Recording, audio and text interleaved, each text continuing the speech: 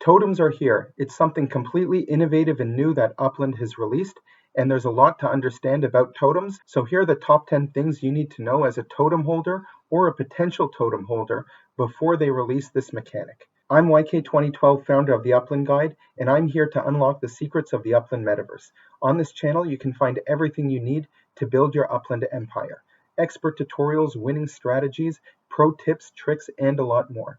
Hit that subscribe button and ring that notification bell to stay ahead of the game. Remember, knowledge is power, and in the Upland Metaverse, that knowledge is truly your most valuable asset. If you don't know what totems and protem are yet, make sure that you stop watching this video, click that link in the upper right hand corner to watch the Totem for Dummies video. Now let's get into the top 10 things you need to know about totems. Number 1, the very first totem life cycle will be starting on January 9th at 9 a.m. Pacific time. Each life cycle is 30 days, and there will be a minimum of 5 different life cycles.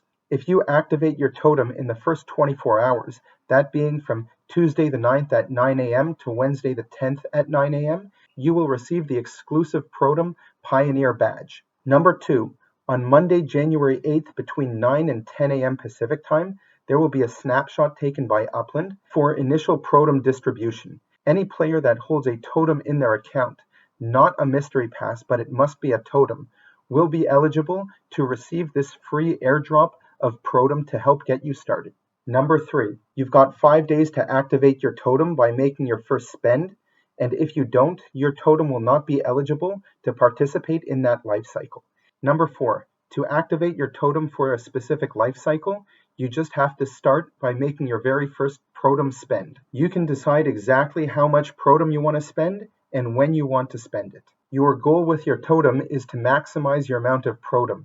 By doing that, you are going to need to spend a specific amount of Protem as well as at certain frequencies. Number 5, in order to help you maximize your Protem return, Upland will give you some hints after making each spend to help you learn exactly how your totem reacts. Number 6, if you need more Protem along the way, there will be regular Upland sales.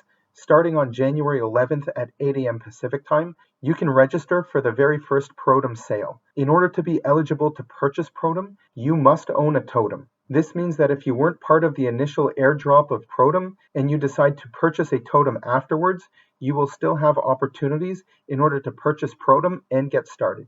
Number 7, when it comes to the 5 different totem traits, it's going to be a little bit of trial and error at the beginning to learn about your totem. You are going to have a spend score, which is between 0 and 100, which will tell you how efficiently you are spending your Protem in order to maximize your Protem returns. From here, you can start to learn whether you need to be spending more or less Protem, or spending that amount more or less frequently. Number 8, when it comes to the scale of your totem, which is the capacity, Upland has removed the cap at the beginning of the very first spending cycle. This will help players a little bit as they start to learn their totems for the very first time. Note that Upland can reinstate this whenever they decide to, so make sure that you are going in and collecting all of the Protem that you have generated for yourself. Number 9, the color represents the frequency in which you need to be spending your Protem. The frequency will be a number up to 50 hours, and the optimum time to be spending your Protem is in the middle of that frequency. You are going to want to make that spend on the 5th hour of that interval.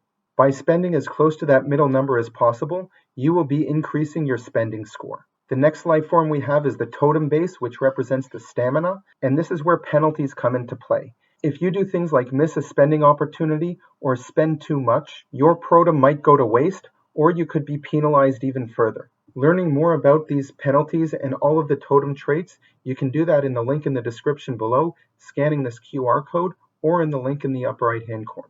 Lastly, we have the different life forms, which represents the output yield curves. If you've been up to date with my content about Protems, then you have already seen this graph. It appears that Upland has made some updates and changes to this graph based on their further details of these outputs. Irregardless of if these graphs are exactly right, we can learn a lot from this. What we see here is that the regular input that you put in can generate more Protem. If we look at this red graph, for example, which Upland defines as the hockey stick curve, we can see that at the very beginning, you will be earning less Protem than what you put in. But as you see, it starts to grow very quickly, and towards the end, your earning capacity is much larger than what you started with. Part of the interesting gamification is trying to understand exactly how frequently and how much to be spending on your Protem, and also how frequently you need to go in and collect your Protem.